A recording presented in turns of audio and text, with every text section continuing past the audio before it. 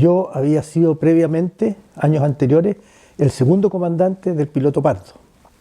Así que ya tenía un año de experiencia en navegar en la Antártica y navegar a bordo de nuestro buque antártico piloto Pardo. Quizás lo antártico que tenía era que la proa permitía montarse en los hielos y con el mismo peso del buque rompía el hielo. Fuera de eso, tenía un nido de cuervos en el palo principal que permitía gobernar el buque en forma manual desde esa posición para esquivar los hielos. Y en la hélice tenía una especie de canastillo que la protegía de los hielos, o sea, para que no se fuera a averiar la hélice. El comandante en jefe de la época, que era el almirante Jorge Martínez Buch, que en paz descanse, era de la idea de mostrar al mundo las capacidades que tenía Chile. Y en este aspecto, él quiso demostrar que Chile era capaz de operar en la Antártica en todo tiempo. Y así fue como se fue gestando esto y de repente nos vimos envueltos en esta campaña que tuvimos que prepararla a pulso. Tuvimos que recurrir a toda la literatura que detalla la operación en hielos y ahí sacamos las grandes directrices para equipar el buque y hacerlo que fuéramos capaces de ir a la Antártica en invierno.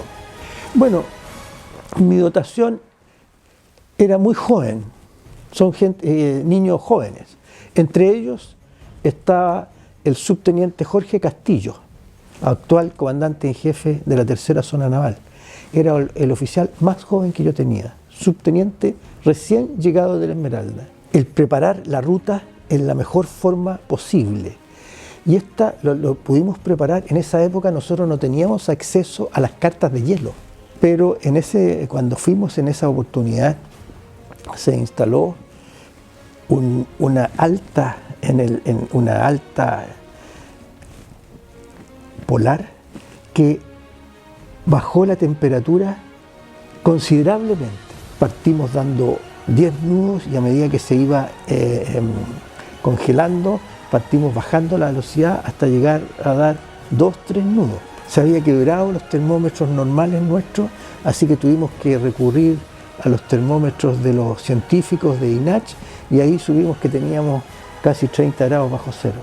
Y cuando nos quedamos arriba y vimos atrás y no pudimos salir, yo de inmediato supe que nos íbamos a quedar pegados ahí, que no iba a ser fácil la salida.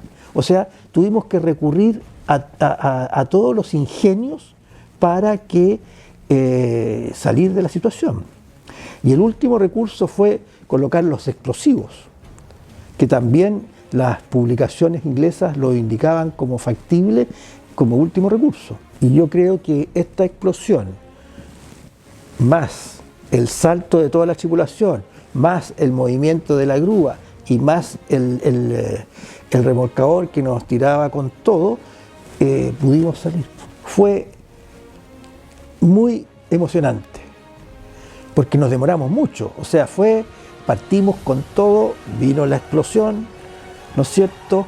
La gente saltando, no pasaba nada, nosotros dando todo atrás, el remolcador tirando a todo punch y no pasaba nada. Entonces, en esa situación se empiezan a calentar los motores, los descansos, ¿no es cierto? Está exigido al máximo los buques. Y pasaron varios minutos y no pasaba nada.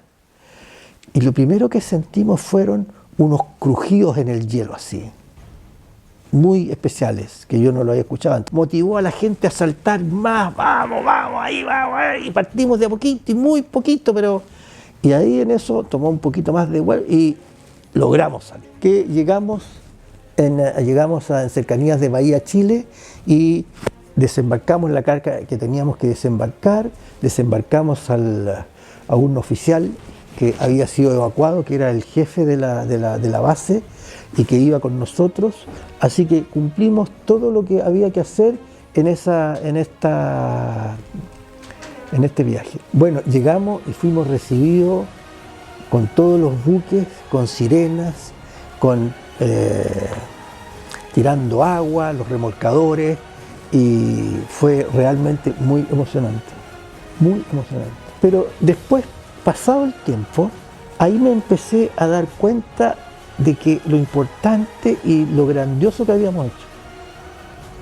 Y a medida que pasaba el tiempo, más me daba cuenta de que fue realmente, tal como lo tituló el Mercurio cuando se cumplieron los 30 años, la hazaña del piloto Parot, fue una hazaña.